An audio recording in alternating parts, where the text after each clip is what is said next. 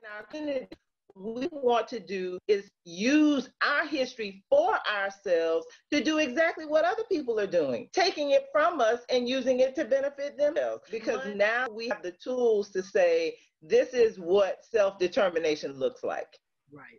Right here.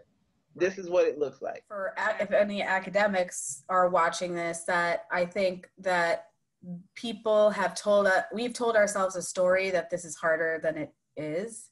And we've told ourselves a story that it's like an uphill struggle to do ethical, accountable research. And it's just, I've not found that to be the case. Just to encourage community members to make sure that they're in a relationship with academics that feels fulfilling and meaningful to them, but also to encourage academics to hold themselves accountable and to work with communities that are going to hold them accountable, and to not tell themselves that it's hard or not feasible in the role that they're in. Yeah, thank you so much. Those words, ethical and accountable. And that is the big issue, especially as we talk now about the Black Lives Matter movement. And we just are revisiting just about everything from the 50s and the 60s right about now. Those are the words, ethical and accountable.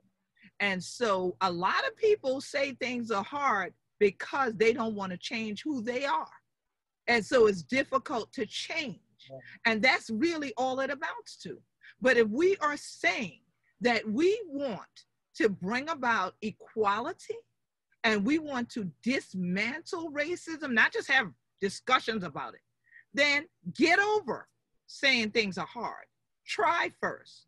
It might not be as hard as you think.